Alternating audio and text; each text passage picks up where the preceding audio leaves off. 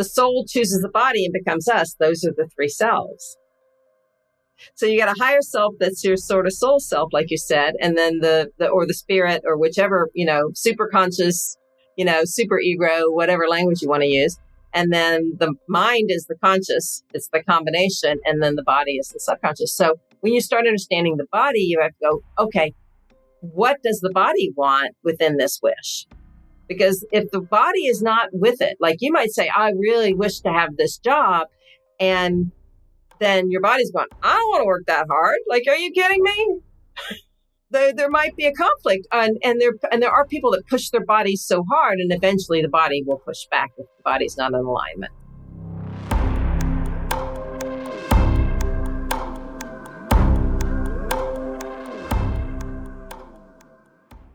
I'm Rye, your Kodega, here to lead you through the shadows of the unknown.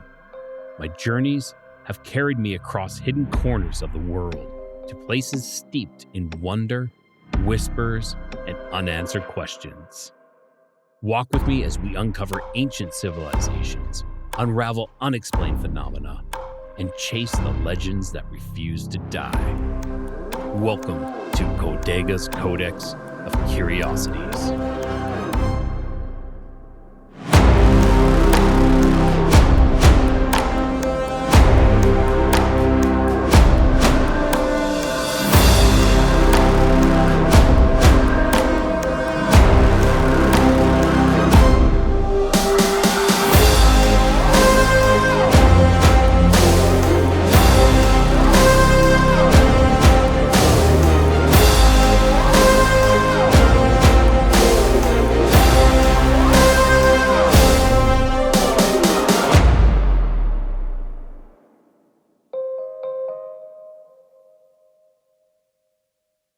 All right, everyone, welcome back to another episode of Kodega's Codex of Curiosities.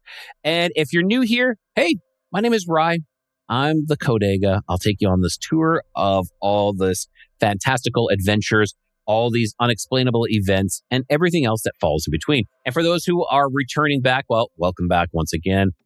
Let's do another journey. So, all of us have made wishes at some point in our lives. Maybe it was blowing out birthday candles, tossing a coin into a fountain, or you're looking up at the night sky and you see a shooting star streak across and you make a wish. But have you ever stopped and wondered about the mechanics of a wish? What actually happens in that moment when a thought, desire, a tiny bit of hope collide? Is it just a cultural ritual, a psychological trick, or is there something deeper happening between our intentions and the world around us? Tonight's guest has spent years exploring that exact question. Brownell Landrum is an author, speaker, and founder of the Cosmic Wish Experiment. And in her book, The Art and Science of Wishing, she dives into something most of us have done since childhood, which is wishing, and asks whether it might actually engage everything from neuroscience and psychology to human evolution and collective consciousness. So tonight, we're going to explore a simple question that might not be so simple after all. When you make a wish, are you just hoping, or are you participating in something much bigger? All right, before we jump to our guest, if you guys are following, if you guys are watching this and you haven't subscribed yet, what are you guys doing? Get on there, hit that subscribe. Don't wish that you've been subscribed. You got to do it. You got to click on that. Make sure you guys are subscribed. And if you enjoy this content, if you guys can give me a 5-star review on Spotify, that helps me greatly. It helps push me out to the algorithm, and then I get pushed out further into everybody who maybe really does want this type of content, but they haven't been exposed to it yet. So help me out so I can continue doing this. All right, let's just jump into it. Let's bring our guest on. Brownell, welcome to the show. Thanks. I'm happy to be here. Can't wait. Awesome. Yes, I'm very much looking forward to this. This science of wishing, I've never even considered it. Never. But you have. And let's go into that. And you have written a book as well, like I said earlier. Yeah, oh, you got it on you right there? There we go. The art and science of wishing. How? That's pretty big. What? Look, there we go. How How did you come up with this idea of like, I'm going to write a book of wishing? And also, if people are looking for that book, where can they find that? Probably anywhere you would. Well, maybe not bookstores, but definitely online. Amazon, Apple Books, Barnes and Noble. All those mainstream online, and you can get print or ebook. And I also have a children's book too, so that kind of ties in. So great! There's the pitch. But to answer your question, I always make it really clear. Like, I am a storyteller. I am not a scientist. I just got I'm kind of curious about science. I know that you kind of get into stuff like that too, and you like to find what's the sciences or science behind some of this stuff. And I was writing a novel, a semi-autobiographical novel. It's called A Love Story to the Universe, and I was writing the novel. And it's written in kind of 4 different quadrants, if you will, 4 sections or parts. And I was writing the 4th part, and I think, because it's kind of written from the point of view of what I call the upstairs. So if you're like, these beings up here, what's going on down there? So it's from their perspective. And like I said, it's semi-autobiographical, so that's a whole nother trip on its own. But I was writing it, and I was writing the 4th part, and I was writing in the world of in this kind of magical realism world of wishes. And like that, I had these wish fairies and this land called Estrella, and they had like a cosmic wish cafe and a cosmic wish comedy club and like a science lab and observatory and all these kind of things. And I was writing this kind of magical world. And like you do when you're writing a story, you have to kind of create the world, right? You have to answer questions about the world. How does it work? Right? Correct. So I was answering questions like, what's the difference between a wish, a prayer, and a goal? What's a wish? So I just kind of plant these seeds in my mind.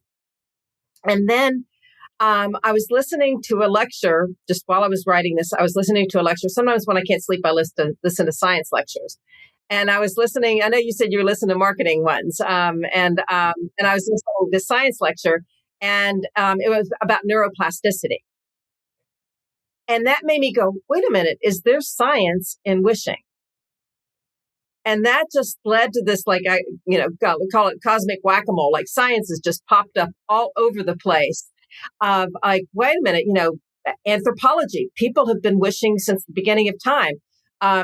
Social biology, sociology, psychology, quantum physics, biology, neuroscience, like all of these sciences all over the place that came up. So that's what kind of led me to write this book. And, in it, I quote 70 different scientists. So there's a lot of interesting science, but also, there's some very simple frameworks. Like, I call it the 3 Ps of wishing. And then I have something about the 3 selves, whether you call that mind, body, spirit, or conscious, subconscious, superconscious. So I get into that, and then how are wishes answered, all these kinds of, like, it opened up all this kind of clarification of like what wishes are. And we all do it. I mean, you mentioned that all over the world, everybody's done it since the beginning of time. We don't even realize how often we say the word wish. Like, it'll just be like, oh, I wish this would happen. And like, wait a minute. Yeah. Sorry. I was saying it's something that I haven't really paid attention. That's a great comment. How often have I said the word wish? I have no idea. Of course, you can definitely attribute it to like, oh, it's my birthday. I definitely said I wish at this point when I blew out the candles. Right. But how often do we unknowingly or like not paying attention actually say, I wish I had this, or I wish this, or I wish that? Interesting. Yeah. So there's the deliberate ritual-based wish, right? Where you're like constant, okay, I have an opportunity. It's a certain time on the clock, or, an eyelash, or whatever your little ritual is. And that is, the ritual thing, we can, go down that road if you want, but it's fascinating how that bonded people together by having a common ritual. Like, even back because collective wishing has been a driver of survival since the dawn of humanity. I mean, people got together and made wishes together. And I frankly, I think it's something we've kind of lost. So we can, wherever you want to take this, I'm here. Yeah. Let's go into that. Let's do it as a group wishing. I've never actually considered that. What type of scenario would there be group wishing, and how did that evolve, and how does that kind of lost now? Yeah. Well, I mean, like even back, in early mankind, about wishing for, rain, for example. They would get together. And so the thing that I want to set this framework up is the difference between a wish, a prayer, and a goal. Okay, because that's kind of an important aspect. And do you want to guess, or do you want me to just tell you? I don't know. So a wish would be you hoping it's going to happen. A prayer is you're asking someone to do it for you. And a goal is something that you're going to do yourself. That's really good. That's right, almost there as far as how I define it in the book. I'm not saying you're wrong. I'm just saying how I define it. Yeah, no. Hey, I'm just off the top of my head trying to give an answer. I should have called you when I was writing. How is it simpler? The way I look at it is very similar in that, a goal is something generally in your control, right? I'm going to make this plan. I'm going to make this happen. So like you said, it's something that you do. And so you'll say, okay, I'm going to lose 10 pounds, or I'm going to take this trip, or I'm going to get a degree in this. And so, not everything in all of our lives is all in our control, but it's something that's generally in our control. And a prayer, like you said, is when you give it to somebody else, right? So means you're out of it, and you know that there's nothing more you can do. And so you're praying to some other energy or entity. Doesn't even matter what it is in terms of the science of that, but you're expecting you need some help somewhere else. And a wish is somewhere in between. And so it is, there are some aspects of it that you can control, and then there's some aspects that you can't control. And the premise that I offer in the book is, how do you take your wish from a regular wish? Like you said, you just kind of, I wish this, or I've done it when as a kid, or I hope, and it's just out there and then floating around. How do you turn a wish into what I call a cosmic wish? And that's by applying the science, right? So the more you can apply the science of wishing, the more you can bring your wishes in your control. So you were asking about manifestation, and correct. Manifestation is an interesting dynamic because there's a little bit of an overlap with that and wishing. And depending on your definition of manifestation and wishing, the Venn diagrams could, be a circle. But that's an important thing, right? So then, if you can, and the word cosmic is such a cool word because it says, if you look at Merriam-Webster, it means universal, spiritual or metaphysical, and comprehensive. So that's kind of the premise of, okay, now, what are the sciences so I can bring my wishes more in my control? Okay, that is fantastic. And yeah, let's okay. So I would like to focus definitely on manifestation. It was something that I brought up earlier, and I asked you. I said, what is the difference? Is there a difference between manifestation and wishing? Because in manifestation, you believe something to be true, and you say it's going to happen, and you kind of put it out to the universe, and then just wait. You don't necessarily wait for it. You know it's going to happen of sorts. So let's see with this, the Venn diagram, like you were saying, where is the crossover with this manifestation? Well, first of all, I think there are a lot of definitions of manifestation. Some believe that you make it happen. Like you say it and you drew the vision board and it's going to happen. And then in some cases, it's you say it once and you let it go and you just have this belief that it's going to happen. And in some, it's more like, okay, but what are you going to do to make it happen? Oh, if I do a vision board, it's going to be more likely to happen. Or if I, do this ritual, it's going to be. So some of it crosses over in those kind of areas because the importance of ritual and wishing is very powerful. And when we'll come back to the whole concept of collective wishing, because that's. Yes, please. Yes. I know I kind of took it away from that. But no. Yeah. I knew we'd go all these different directions, and that's good. But the ritual is important. So, but when you're looking at manifestation, there is a kind of, and this is, again, nothing putting anything down. I'm just looking at it a little differently. So it's like, if I'm looking at something from this angle and they're looking at it from that angle, we may be looking at the same thing but there's a little bit of a different perspective. And so one thing about wishing is it is a lot about release. I mean, like the word wish is like wish, right? You're sort of letting it go.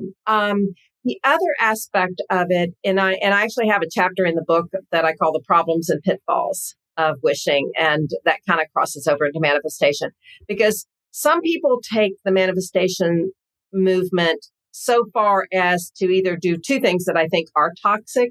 One is, oh, I just wished it, so now I can go buy that car, and I can't afford it, but I'm going to buy it now, or I'm going to buy that house.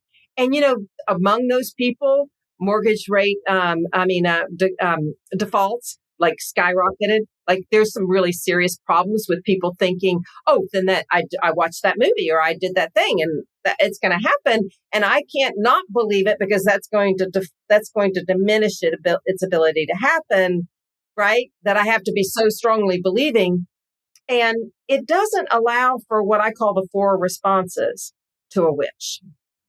And I can, again, that's another one we'll bounce around. But so that's one of the issues. And the other is, if you told me, well, I'm manifesting this thing, I want a child, let's say, or whatever it is, like a friend of mine was really trying to have a child. And her manifestation guru friend was like, well, you didn't want it bad enough. You would have had it. Like that was your fault. And so that can cause problems, right? Because the world is a lot more complex and nuanced than that. And she found out that it wasn't her destiny. Like she got some kind of deep spiritual kind of guidance and found out like she didn't sign up for that for this lifetime. So to sit there and try to force against the will of, you can fill in the blank, whatever that will is, right? Whether it was her soul that made a decision or some sort of higher power or some sort of other, cosmic energy that's in alignment or not in alignment. So that's where wishing is different, especially when you add the sciences, because you start understanding, this is one of the things I get in, like, what are the 4 responses to a wish, right? Yeah, what are the 4 responses? What do you think they are? I would say putting it out into the world. So that would be I don't know. That's not a response though. Right. So that's not a response. That's you putting it out. What are the 4 possible responses to that? Okay. So the 4 possible responses are that you receive it. Right. Yes. You don't have it and you receive it.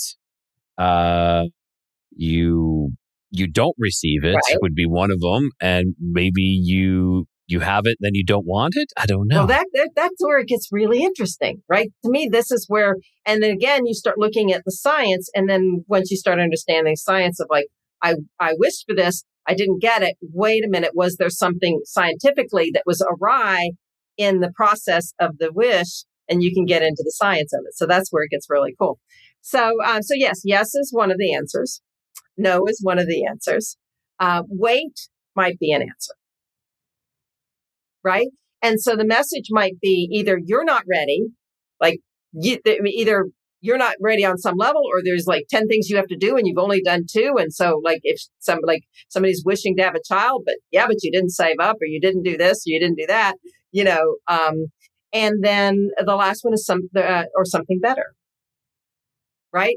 So then that's where you get really interesting, because sometimes yes isn't the best answer. Interesting. Yeah. Yes isn't always the best answer. Yeah. Good point. Right. Like, have you ever wished for something and then it didn't happen? You're like, oh, I wanted that so bad. Whatever that was, that relationship or that, what. It's funny because there's a song, an old song from when I was growing up by Garth Brooks called, it wasn't wish, but unanswered prayers. Sometimes the best prayers or the best wishes are unanswered. That's right. Or you get a no and it's, I think the answer is there. But yeah, that's exactly right. Right. Be careful what you wish for is, is a common saying. Ah, that's great adage. Yeah. Yes. And then sometimes too, yes is less satisfying than you think it's going to be. So there's a lesson in that.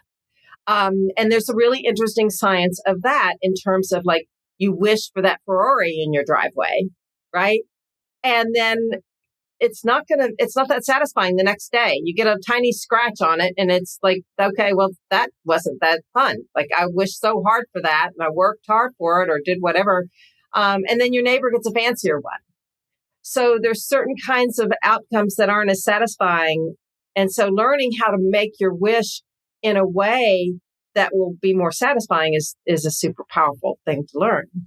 And then sometimes no is a better answer. That's kind of the Garth Brooks thing, right? Sometimes no is either more information or maybe, that was going in a direction that was not, what I would have thought. And so when you start learning to expand, like, okay, I say I want this thing. Well, maybe you expand it to a bigger arena, if you will. And so one of the things that's important to look at scientifically, and again, my book gets into all these like scientists and stuff, so I'm not quoting the science as well as I should probably, but is want versus need. The difference between that. That's always important. Right. Yeah. And I know you're into storytelling, right? And so think about a lot of stories that you know, and the main character starts out with a want and they didn't get what they wanted at the beginning. But the story is about them finding out that's not what they needed. Yeah. Yeah. It's exactly it. They end up getting something else much more important or that is more to their needs than their wants because the character also develops along the time. That's right. It changes. Yeah. That's right. My simplest example is Star Wars, right? And Luke started out, he just wanted to go on adventures with his friends. Right? But he needed to find his purpose. True. Right? True. Yeah. I like the movie Illegally Blonde. She started out, she just wanted to marry the guy. And then she was like, at the end, like, no, I found out who I am. Like, I can stand on my own 2 feet. So the hero's journey, which I'm sure you're familiar with. And actually, I wrote a book called The Hero's Playbook. That's more like, it's a whole bunch of activities to bring out the hero in you. So that's what that book is about. But the hero's journey really is a lot about that process, and so it is fun. And that's what I challenge listeners to do is like, think about some of their favorite movies and how might this character have started out with their want, but they ended up with their need. And so when you learn that about it, then you can start reframing your wish. Like, okay, I want $1 million, but what I really need is money for my kids' education. So it's something like that. So how does that all fit within like your whole vibe of manifestation and all of the stuff? I think want versus need sometimes affects the manifestation. This is my belief is that, because deep down your soul needs this, but your ego wants this, and they kind of counteract each other. And perhaps, your soul's like, just wait. Things are getting better. We're gonna cancel this. That's not gonna go through. And when you wish for something that we need, that's when that's when we will like allow it to happen. Because you're saying it's like we have the Trinity, right? We have the body, the mind, and the soul, which kind of all working together. And I think they have to be in alignment for this to actually, maybe perhaps for manifestation, maybe for wishing as well, for it to possibly come true. That's exactly right. So there's a whole section in the book about the 3 selves. Like, okay, what is I call it inner self, outer self, higher self, but it's the same. When my first book is called 5 Reasons Why Bad Things Happen. So when people say everything happens for a reason, I can say, I literally wrote the book on it. So I started out writing nonfiction, and then I got into writing all this fiction that I'm sure you probably all asked me about. But and in that, one of the 5 reasons why bad things happen is subconscious sabotage. Right? And when I realized the body is the subconscious, that was like, oh, now it makes sense. Right? The soul chooses the body and becomes us. Those are the 3 selves. Right? So you got a higher self that's your sort of soul self, like you said, and then the spirit or whichever, super conscious, super ego, whatever language you want to use. And then the mind is the conscious, it's the combination, and then the body is the subconscious. So when you start understanding the body, you have to go, okay, what does the body want within this wish? Because if the body is not with it, like you might say, I really wish to have this job. And then your body's going, I don't want to work that hard. Like, are you kidding me? Good points. Right? Fantastic points. Yeah. Yeah. There might be a conflict. And there are people that push their bodies so hard, and eventually the body will push back if the body's not in alignment. So making friends with your body and having a relationship with your body is so important, because when you do, and you learn how to do some tricks to make that friendship happen and get the body kind of on board, it's like dealing with a toddler, and the toddler is like screaming and having a hissy fit. And then if you say, oh, look at there's a candy over here, or there's a dog out the window, the toddler's like totally refocuses the energy. And the body's kind of like that. So make it fun, make it something exciting, and the body is going to go along. But if it looks like it's hard work, the body will fight you. We'll fight against it. Yeah. Okay. I'd like to reel us back to the collective wishing. Okay. Something we touched on that earlier. So I was going to say, like, was there a moment where a group of people wishing together produced a result? Of course, you were saying like rain, praying or wishing for rain, and rain dances as well, kind of all together. But is there other forms of this as well that you've discovered through your research? Yeah, and there's a few different kind of ways to kind of answer that. But one of the principles in wishing that I propose is that the wishes need to have follow what I call the 3 Ps, and they need to be peaceful, positive, and purposeful. So let's just talk about the positive world right now, and collective wishing. And I really think that we need to bring back collective wishing, which you mentioned, the cosmic wish experiment, which is kind of what that's about. But just imagine some of the best speeches of all time are the ones that paint a beautiful vision of the future that we can all wish together. So whether it was Joan of Arc with a vision, or Gandhi with a mantra, or Martin Luther King with a dream, right? It was like, okay, he painted such a beautiful picture that it was like, that's a collective wish. We all wish that together. And so it's so much more powerful than going against. Like if you say, oh, I wish this, would stop, your body, your brain, and this is where the science gets really cool, is I don't know if you're familiar with the reticular activating system. Do you know that? No, not too much. Okay. Yeah. Well, it's a really fascinating part of your brain, because when a wish is kind of a negative wish, wishing against something, your brain doesn't know what to do with it, right? There's nothing that can grasp onto. But if it's wishing for something positive, I wish for a peaceful world, then we can all visualize that. And your brain is going to keep, and especially with neuroplasticity, which basically means repeating, right? I mean, your brain will rewire itself if you repeat it, right? That's the whole principle of neuroplasticity.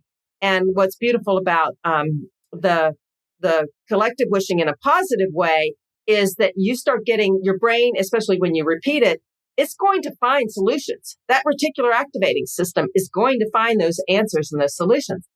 It's like, have you ever just thought, oh, I'm going to look for this kind of car. Like, I think I might buy, a Land Rover or whatever. And then all of a sudden, that's all you see on the road. Like everywhere you see that. That's the reticular activating. Yeah, that's the reticular activating system working. So, and then there's also what's interesting, the peaceful part. And this is, I think you'll really like, and I'm actually writing a new book that's about art and science of wishing at work, and getting into what's called the default mode network. And I also have a chapter in the book about the art and science of storytelling, right? And that there's actually so much science in storytelling. Well, as a writer, and I don't know if you know the story about Aaron Sorkin, and he said when he's in writing mode, he sometimes will take 7 showers a day. Really? Yeah. Well, what he's doing, and is that just to cleanse himself or to refresh himself or something like that? Switch the brain, because there's parts of your brain that are looking for answers, right? And that you're thinking, okay, what's the logic? What's the next scene? What's the next scene? What's the next thing I'm writing? And then you've got to turn that off for the creative part to come on. And that's the default mode network. That's when you're taking a shower and I was like, that thing that word I was looking for just came to me. It's opening up. That's the creative part. So Einstein or I don't know what I can't remember who did what, but like Salvador Dali and Einstein both had tricks where they're like basically try to catch themselves right when they're falling asleep. And like one of them held a ball. I think it was Dali held a ball in his hand, and then right when the ball was like, and that would wake him up, and then that would bring him back into the default mode network, that creative part of the brain. So when you're making your wish peaceful, when you're I got making to your try wish this out peaceful, myself. that's when you've got to get to that peaceful place. You've got to turn off this. It's really interesting switches, and I couldn't tell you which part of the brain because it starts getting over my head. I mean, I could look it up, but it's basically certain parts of your brain turn off, and the other parts can turn on when those are turned off. So it's really interesting when that opened up. So sometimes it's taking a shower, and sometimes it's going for a walk or doing the dishes or something where you're not, but you and me, I'm there for hours trying to figure out what the answer was, and that's another part. So that's where it gets really cool, stuff. That's interesting that, you need to kind of break yourself free from that zone or that where you're locked in that one position, and you need to access something else. And you need some sort of switch or activation. I'll say an activation that it's kind of a deactivation and an activation, right? Because you got to turn off one part of the brain to get to the other part of the brain. And I wish I could call up Sork and go, I know what it is that you're doing. It's you may not have he's smart as anybody could be, but do you know that's the default mode network? That's what's happening in your brain. That's why you take the showers. It's the way to trick that. And I started doing some research even recently because I take, there's a gummy that I take. It's actually for children, but it's called Chillax. And I was like, sometimes at night, like my brain is going like crazy. And then, and I'll take one of these gummies, and it's actually, there is the theanine, L-theanine, or I'm not sure if I'm pronouncing it, but that actually can help open up the default mode network. So, nutrition and the nutrition, yes, nutrition is a lot more of a medicine than I think we've kind of forgotten that. In the past, we knew nutrition was medicine and could activate certain things. But now in this day and age, it seems like our food is anything but nutritious. We have so many, preservatives and fillers and artificial whatnot in our foods that we have forgotten how good food or what food, the true use of food could be. It's interesting that way. Yeah. So I do have a question. I want to get back to some wishing question here. And I want to go back to the collective because we haven't finished that, but keep going. Okay. You know what? No, let's go back to the collective then. Let's not allow us to go on a side quest. You have your question in mind, though. I don't want you to lose it. Oh, yeah, I got it. Unless I get you back in default network, and then you'll remember it. Seriously, that's when you go, I remember. So if what I'm going to tell you, I have a story in the book because I like throwing in stories in the midst of kind of trying to make a point, and just kind of like imagine you're back in the 1328 or whatever it was, and you're in Italy and you're at the Black Plague, right?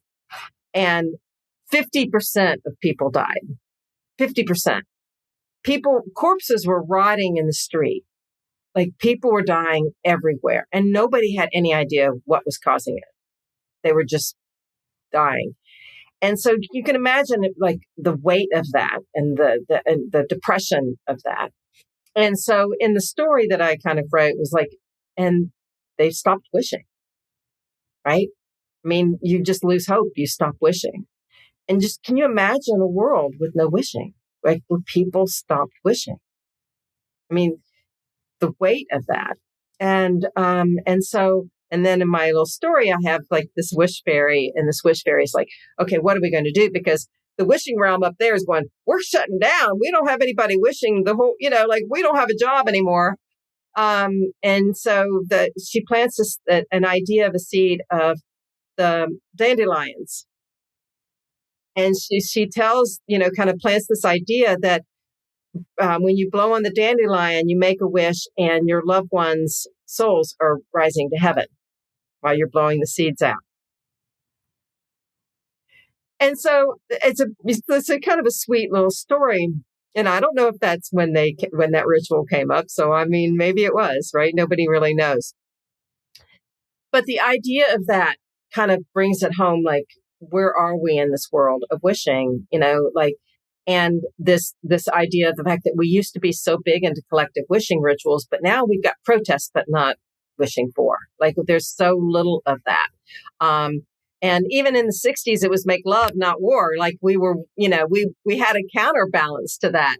And so that's kind of my wish is that we could bring back collective wishing. And so you can imagine when you bring the ritual, because that's the anthropology part of it, is like, okay, what if we could have people wishing whatever it is that you want to wish for? And so I'm like, start a wish circle, and you all together are wishing on whatever that wish is. And it can be anything from, I've got somebody wanting to do one on make the world a safer place for animals. Okay. And their ritual is every time you see or hear an animal, whether it's TV or in real life or whatever, that's when you make the wish. And you need to do it every day for 8 weeks. So it's like just less than a minute, but you have to remember it for the brain, because once it's done, it's like, that's done. Like, it's already part of your DNA at that point. And then, somebody else was like, okay, the ritual is going to be every time you see a mirror, you make the wish. Right. Or maybe it's just simple, like you look at the clock and whatever time, like we pick a time, 1:23 or something, and everybody's making your wish. I mean, you imagine the power of people making a wish, even if it's world peace. I mean, over 8 weeks, people are going to start having ideas of how to create world peace, or a safe world for animals, or more love in the world, or whatever the message is. As long as it's peaceful, which means you're making it from a peaceful place, and what you're wishing for is something peaceful, right? There's that energy to it. It's positive, so you're wishing for and not against, and it's purposeful. People will benefit from this. This is not trying to hurt people. This is something that will help people. And the science of the 3 Ps is so powerful, because the polyvagal system, and once you get to relax and peaceful, you get more creative. That opens up the default mode network that I mentioned. If it's positive, then the reticular activating system knows what to work for. And if it's purposeful, then there's these things called mirror neurons, where people start thinking alike and they're starting to have a similar vision. And then you start multiplying that. And when you add, I don't remember the numbers, but like when it's that multiplier effect. Like, it's not 1 + 1 and then another one and another one. It's like, once you bring this many numbers, it starts your effect of your wishes. It's exponentially it becomes just exponential. increasing. Yeah. Oh, fantastic. So in the end, it's kind of like a collective consciousness, and you're raising all this awareness to, you're directing this collective consciousness towards something. And wishing, manifestation, I don't know. I actually think they're quite similar. Yeah. And as long as energy is positive to it, right? The peaceful, positive, and purposeful. Yes, it's the same thing. So you're all on the same kind of page, looking for having the same kind of vision. And I, again, manifestation generally is solo work, but manifestation groups would be very similar, wishing is too in our minds in today's culture, but it's actually, has this beautiful potential to be more, Excellent. I like that. So that is the cosmic, right? That is what you're talking about. That is kind of like the cosmic wish experiment is kind of what that is. Yeah, is to start doing it. And like basically it's a simple, fun and free program. So anybody can do it. And you start a wish circle, and you decide what your wish is, and you have a little, whatever your code name is going to be that you put in, and you tell everybody what the code name is, and they go sign up for it. And then they get this little playbook that they can go with these fun activities and tracking and make it gamification. So there's points and scoring, and, and it's all free. And so it's, and I don't know, are you familiar at all with the David Hawkins work, this power versus force? No, I am not. No. I think you'd really find it fascinating. Basically, he scored energy kind of on the lowest level to the highest level, and the bottom levels are force, and the higher levels are power. And so when you start getting into the higher levels, like the lower levels are like despair and anger, and shame and that kind of thing. And the higher levels get into love and joy and, all the, and mutual support and, gratitude and all those things. And So the whole wish is that we go from this lower level, and then we start doing these these wish circles, and we bring our energy, collective energy. So that's the collective consciousness, right? Is that we can bring our collective energy up to a higher level. I love it. Now I got a personal question then. So what about you? Have you ever had like a wish of your own that unfolded in a way that it made you wonder, and maybe it was a precursor to this book, that, there's something more happening behind the scenes here? Oh, there's a few different elements to that. One is, did it start out as a wish? And I'm going to table that for right now, because I'm just going to look at like the things that opened up like an exploration for me. Like I said, and when I wrote the Reasons Why book, the revelation of the body being a subconscious was huge. And and a friend of mine was into the Huna religion. I don't know if you know much about that, but in that religion, it's basically psychology 101, with the difference of you have a name for each of those three selves. So you have a name for your body, and therefore you can make friends with that part of you. That was one of the biggest breakthroughs of my life, because then, literally I have a dialogue going, okay, her name, and usually they're pretty private about who they tell their name. So I don't think I'm going to put on a podcast, but I can tell you privately. But you'll find out what's your name, and that's usually the default mode network is active when you find your name, right? It's when you're not trying to find it, and when he or she will tell you. But making friends with her, and so I'm like, okay, what's going on with you right now? What are we feeling? What's the message in it? Because the reason why bad things happen is something needs to change. Like the big thing that all 5 reasons have in common is that something needs to change. So that's a very practical kind of answer. If you want to get into the woo-woo stuff, we can. But that's a practical answer of something that was a big, and I would say it probably did start as a wish, in that I was going through a really difficult time in my life. Everything was falling apart, and where's my handbasket? Because that's where we're going, And and I was like, there's got to be a reason. There's got to be a reason. I was just so driven on the reason, and then I was kind of meditating one day. I was like, oh, these are 5 reasons. So I guess it started a little bit, but it wasn't like a literal, like, okay, I see an eyelash, I'm making a wish, I'm repeating the wish kind of thing. Got you. Okay, yeah, no problem. Now, I have some more questions here. So after researching neuroscience and psychology and different human cultures as well, do you think that wishing is something that is, and I think we know the answer, but do you think wishing is something that's happening inside the brain, or is it something between us and reality itself? I'm going to bring up something that I think you'll like, that I call the blue balloon phenomena. Okay. And this is, I've never heard this anywhere else. This is something that I coined this term. So you go, if some years from now, I go, yeah, that blue balloon thing is the thing. And I go, yeah, okay, I can take credit for that.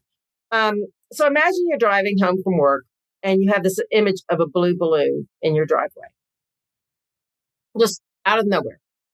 And then you drive home, and boom, there's a blue balloon. How did that happen? Okay, so I have a theory. There's a bunch of different answers. Let me put it that way. So give you some freedom. Yeah. Okay, is it manifestation? Did you manifest that? That's right. Did you predict the future? That's the second. And did you see into the future? Yes. Or was it just purely chance, by happen chance? But I that one I don't really know. But there's 2 I'm always I'm like, manifesting, right? or did I see it? You manifested it. One answer is you manifested it. You thought it, and it happened, and you made it happen because you thought about it and you visualized it. One is that what was your second one? You saw into the future. You predicted the future. Cognitive or prescient, right? Yes. That you got a vision of the future, and you were given a glimpse into the future. Right. That's one of them. And then one of them is that your subconscious, it was there. Your subconscious gets, millions of, impressions, and your conscious just was on something else and it was already there. Like you didn't even know. Okay. So like it was already there when you left, and when you came back, it was still there, and now you recognized it, is kind of what you're saying. Yeah, right. You just hadn't seen it. But on some level, it's like your subconscious is coming back on, oh yeah, remember that blue balloon in the driveway. And you're just, because like I said, the conscious only, I can't remember the numbers, but it's like 1,000,000 to 1, like almost ratio in terms of what our conscious mind picks up that our subconscious versus our subconscious, receives in terms of data. And then there's a fourth one, and I'm losing it right now. But and we could probably come up with 5 or 6, explanations. But yeah, it's like, okay, you're transported, or you've got some sort of pre-vision, and so that's where manifestation gets really interesting, right? Did you manifest it, or did you preview it? Or were you told it was going to, oh no, that was the fourth one. Was some other power, some other energy told you that it was going to be there? Right? Were you in some connection with some sort of message? And maybe it was a message of, maybe even it was your reticular activating system, if you want to look at it from a scientific standpoint, but is maybe you're like, I want a sign from the universe. I want to know that my dad is still here looking in on me, right? Because I had an experience of that with my dad a few months ago. I was like, oh wow, he's telling me he's here. So yeah, was this a message? So if you say I'm looking for a message, and then you get the message and you see that, and that's your reinforcement. Like, oh, okay, I asked for the sign, and that's the sign, right? So isn't that cool? So now when you're thinking about manifestation, it's a little different, isn't it? It is. I think a lot of this actually possibly lends more credence to the fact that we are possibly in a matrix, because we're able to somehow interact, like our consciousness is interacting with reality, and we're able to affect things. Now, could it be that we're telekinesis, like affecting things through telekinesis or predicting things? Or could it be that we're accessing a code within the matrix and manifesting something by just that? I always thought of that.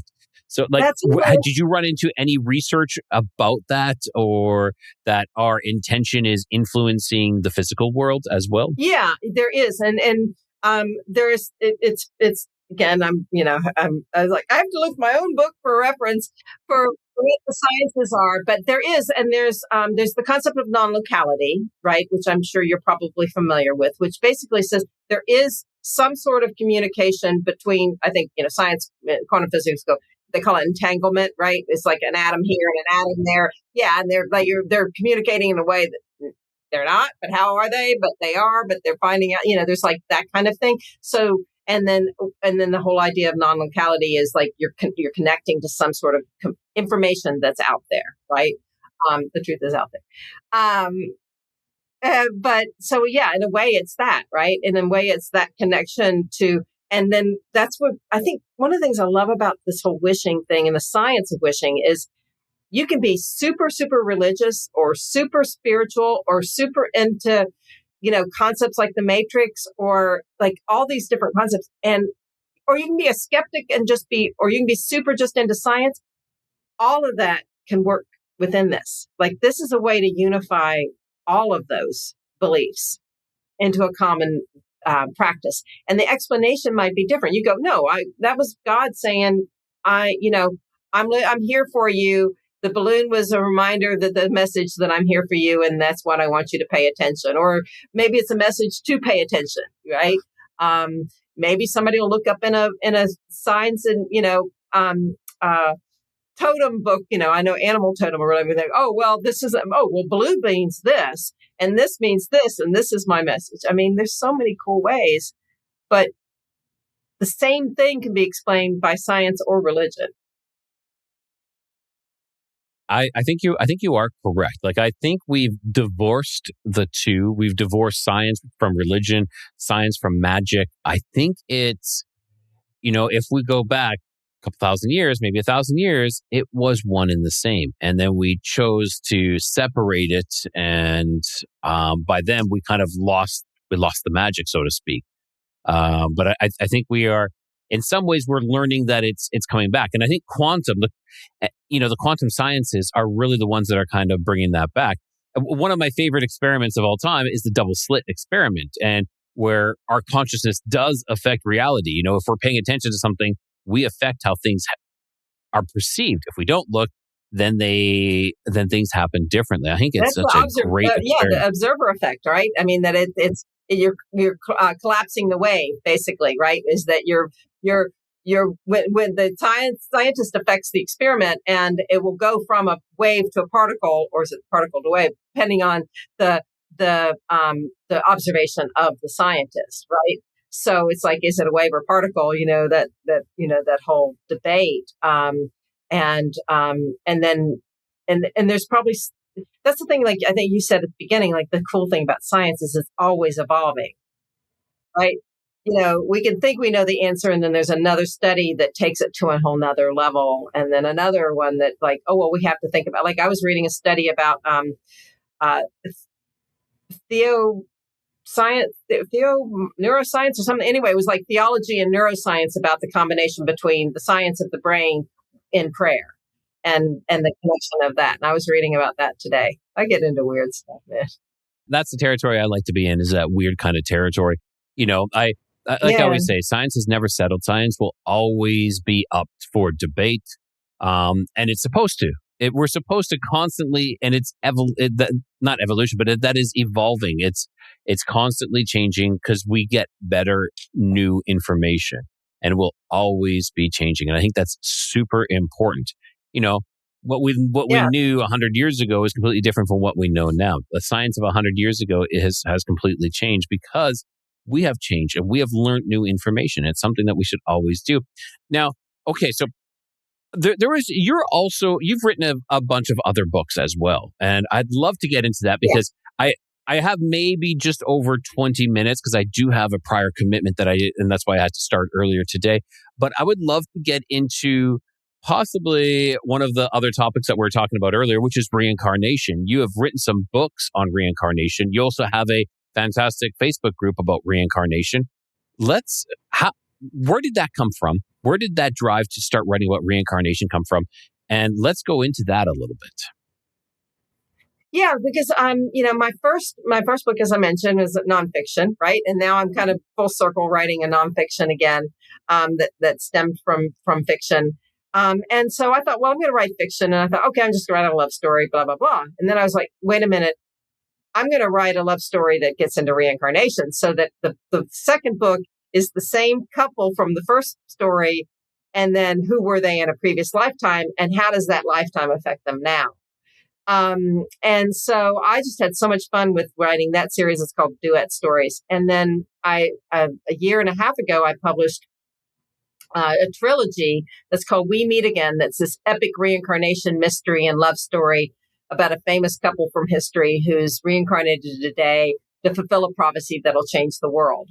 Right. So this like an epic, Da Vinci Code meets Outlander, kind of love story. And you just mentioned, what did we know about science and religion from before?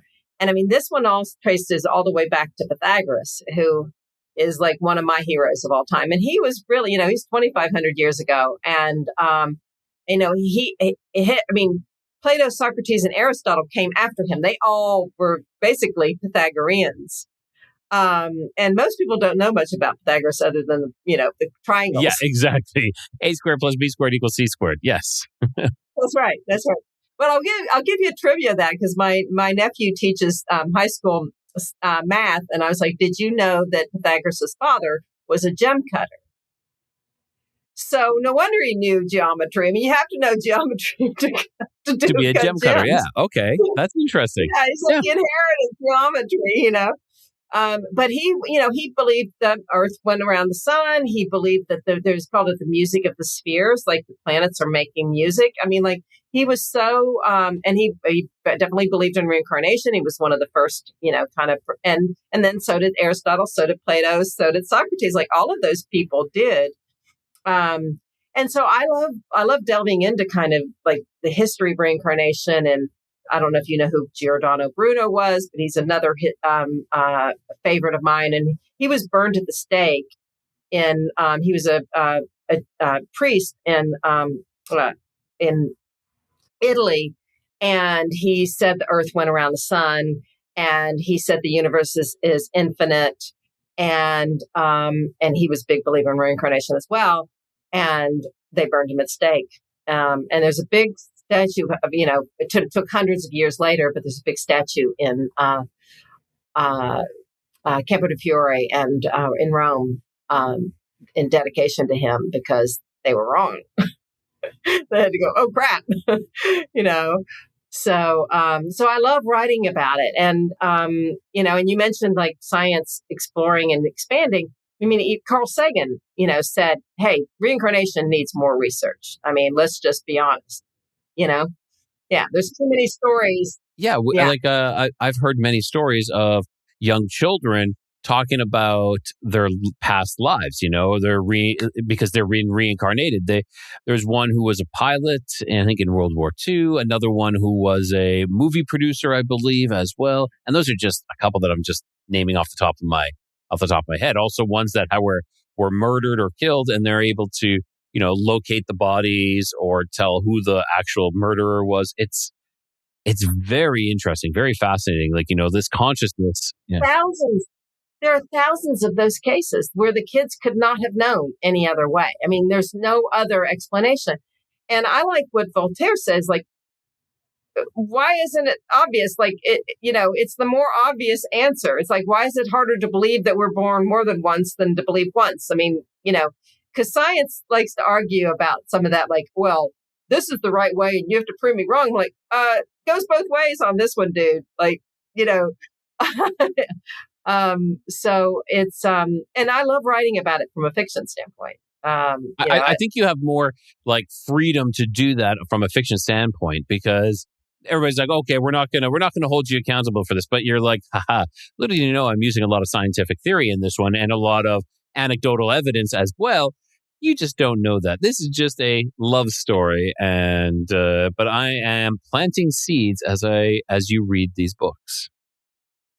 That's right. And so, like in the We Meet Again trilogy, I have Giordano Bruno. I have my couple living in the 1500s, and they meet him, and they actually meet Shakespeare. And I mean, obviously, I'm writing a fictional world, but there is some pretty interesting evidence that Shakespeare met Giordano Bruno, because he went up to Oxford. He also was friends with, and we think Shakespeare was too, with John Dee. I don't know if you knew who John Dee was, but he was a big advisor. I know who John Dee is. Yeah. He is, that is someone actually I'm doing a lot of work on here, because John Dee is kind of like the founder of the Enochian magic. 007, yes. That's where 007 came from. Yes. Yeah, because he worked for Queen Elizabeth. Yeah, exactly. He was a spy for her. Yeah, cool dude. And so, yeah, and there's some evidence, like, and there's also some things like I'm tying in, but like, how did you know that the Montagues and the Capulets are in the Divine Comedy, in Dante's Divine Comedy? And how did that happen? Was Shakespeare couldn't read Italian or speak Italian, and he never went to Italy? And the Divine Comedy had not been translated? Yeah, that's interesting. It adds more. I like putting those things together in fiction, like how this might have happened. Oh, well, what if he met this, and what if this happened? So I love bringing back, and there is in Rome, it was found about 100 years ago, but an old Pythagorean, or 2,000 years earlier, Pythagorean temple that was just buried underground. There's just, so it's fun to weave in the true stuff. And like, I also kind of brought in the whole idea of, I don't know if you know the story of Francesca and Paolo. They're also in the Divine Comedy, and they're a cooler story than Romeo and Juliet. But Rodin, the kiss, where they're kissing, that's Francesco and Paolo from that story. So I love weaving in, like, you can go into history and kind of weave them into your story. And then you get to, introduce your characters in different situations, in different bodies, in different time periods. So I have some questions about reincarnation. Doing this book, writing this book, and also having the group, have you talked with people or interviewed anybody who has this reincarnation, and you're able to like verifiably prove that, yeah, that, like what they're saying is something that just can't be disproven. Have you talked to anybody about that? Because I know we did say, there's people who's like, I've been, Marilyn Monroe, and well, there's not really a way to Yeah. actually prove that. But have you talked with anybody that they were able to provide information that perhaps no one else would know? It's hard because, first of all, on the Marilyn Monroe thing, the way I look at it is if you're having a past life memory, it's happening for a reason and there's a message in it, right? And so ultimately, does it have to be true? Do you have to prove it? It doesn't matter if it helps you live your life better, if it gives you a message, if it's something that, and so, but back to your question, it only can really be verified in, from children, because children would not have had any other exposure. Now, are there lots of stories in the group and otherwise? In fact, I have a podcast that's just stories. It's not interviews, but it's people writing stories. And some of those are their true stories about some of those experiences. And I write about, in my book, A Love Story to the Universe, I have a past life that's about this, because it's written from the point of view of the upstairs and like, how do you get this person together with this? And it's kind of, whimsical and fun. So it's hard as an adult, but I'll give you a spoiler for my novels, because one of the big premises of the novel is, and it's really kind of the framework you don't find out until the end, so it is sort of a spoiler, is that what they did in a previous lifetime is they left behind something that only their future self could find. Oh, that's interesting. That no one else could find, but they can only find it in their next lifetime. And they did it as a way to prove to the world that it's real. Like, that would be pretty freaking cool. That would be. You set up an experiment in this life. So yeah, you set up an experiment in this life so that your next self can confirm the truth behind this. Be like, yeah, there's only one way. That's right. And only your next self, would remember it. And you leave clues. So that's what they did. So it's like this, Da Vinci Code type of clue thing, but it's a reincarnation thing where they leave clues, and then the clues also include a painting with all these hints, and then people want the painting because people, once they realize that, like, some people would want that information out, right? Some people would want the world to know about reincarnation, and there are a lot of people that wouldn't, right? There's a lot of people who want to protect the energy.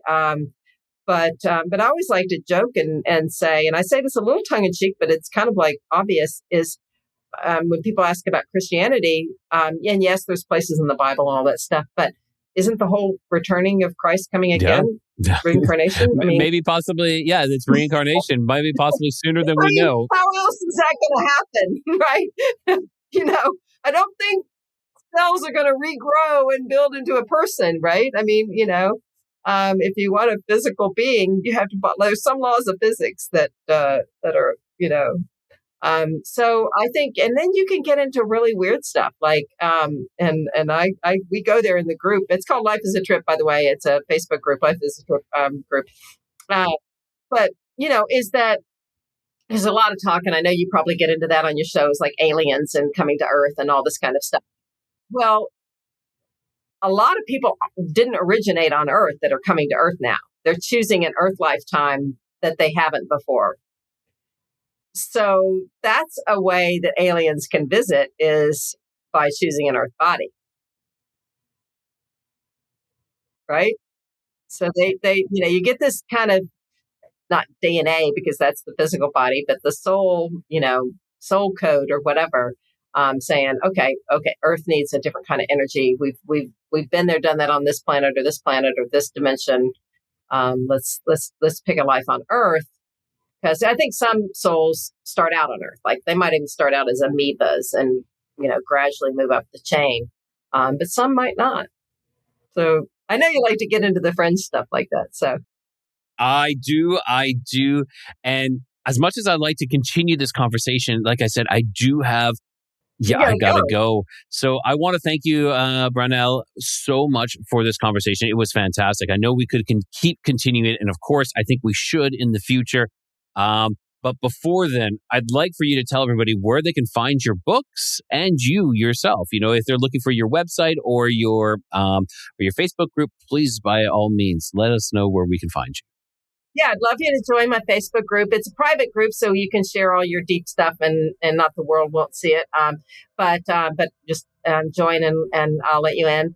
That it's called Life is a Trip, Reincarnation and Afterlife and Spiritual Stories. So, and then I'm Brownell Landrum. I'm the only Brownell Landrum in the world, so it's kind of easy to find me. And you can find me on Facebook. My author page is the best way to connect with me, as opposed to my personal page where I get into my own personal stuff. And then Amazon is the number one place to look for my books. You'll see over a dozen different books out there, and I love to hear. And I'm on TikTok and Instagram and YouTube. I'm building my YouTube channel, so please be on the lookout for that, because I'm going to be talking about a lot of fun stuff with wishing. So just look for me. And I love hearing from fans. I love reviews if people are willing to do that. And I just love the dialogue. I love having these conversations. I agree. These conversations are fantastic. Yeah. So Brownell, thank you so much again for the time. I really appreciate it. And I look forward to having another conversation with you in the future. Me too. Thanks. All right, everyone. That was Brownell and wishes. That is something that I wasn't expecting to have a conversation about, but here we are. And it fits just perfectly in with everything else that we talk about. Are we in a matrix? Are we able to control the coding of the matrix, and we're able to manifest these wishes? And are wishes just manifestations? Or what are they to you? So I'd love to hear what your guys' thoughts are on this right below in the comments, and let me know what you think wishes are. And have you ever had a wish come true? Or let's hit manifestations. Did you manifest something and pretty much like a wish? Okay. I'd love to hear from it. So guys, make sure you write that in the comics in the comments. And if you really enjoyed the show, make sure you guys leave a 5-star review. It helps greatly. So until next time, everyone, keep your curiosity wandering, keep the light lit, and always find your way home.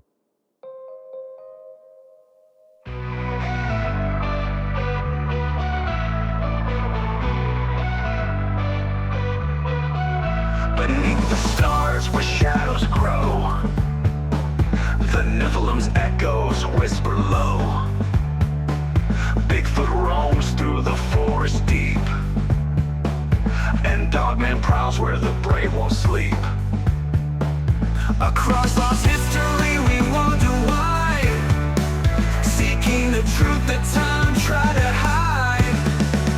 Keep your curiosities wandering and the light lit. Through the darkness, don't ever quit. In the codex, the mysteries come, and always find your way back home.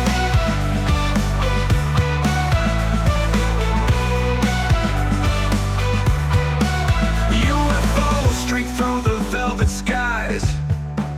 Aliens watch with unblinking eyes. The paranormal hums where silence breaks. In the void of secrets, a lantern wakes. Through hidden realms and stories untold, the code gas flame is a light to hold. Keep your curiosities wandering and the light lit. Through the darkness, don't ever quit. In the codex, the mysteries come, and always find your way back home.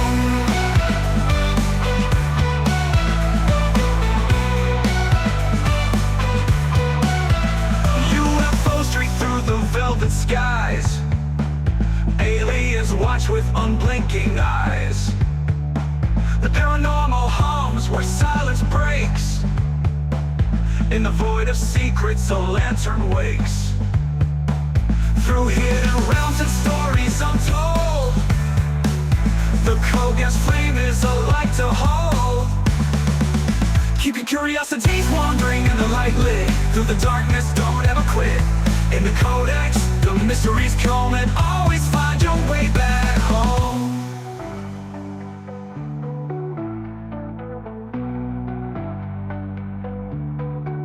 Legends rise from the earth's deep core, a lost legacy we can't ignore. With every step, the veil grows thin, revealing worlds where the strange Curiosity's wandering and the light lit. Through the darkness, don't ever quit. In the codex, the mysteries come and always find.